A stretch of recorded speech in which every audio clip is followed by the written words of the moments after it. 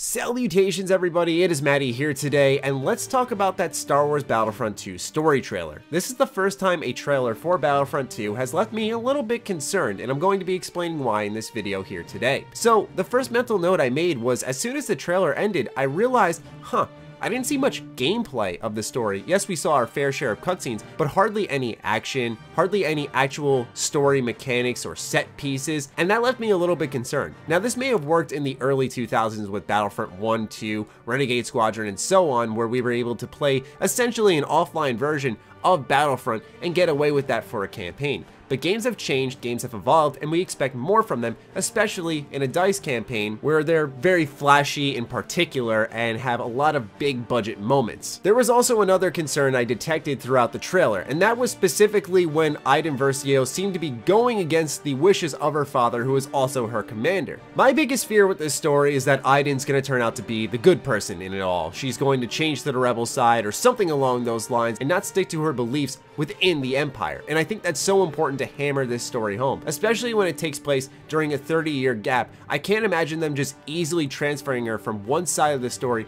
to the other, but we've seen crazier things in video games. So with her rebelling a little bit there, I was thinking to myself, oh boy, this is not what I want to see. In Iden Versio, I'm looking for more of the obedient soldier who's gonna put it all on the line for the Empire and almost downright evil in a really unique way, because it's just how she was raised, right? She was raised within the Empire, so these are her natural beliefs and she thinks she's doing the right thing. I think that would be an interesting concept for a story. I really hope they don't throw that away just to make her the good person at the end of the day. Some of my worries were put to rest when IGN put up some gameplay on their website. Now, I'm not going to use their gameplay because last time that happened it didn't go over all that well, but I will just say what IGN had said. I'm going to give off the information that the guy at IGN who played these preview levels had given us. So he said on one of the levels that it was really jarring in a way because you were killing rebels off the bat on Endor. And we've never seen that really in a Star Wars game, so it was a different feel. There was actually some hate behind the actions. It grounded it in the universe, and I thought that was an excellent point to make. Furthermore, he mentioned that there was a level in space that transferred into a boots on the ground section. So I'm liking what I'm hearing in that department.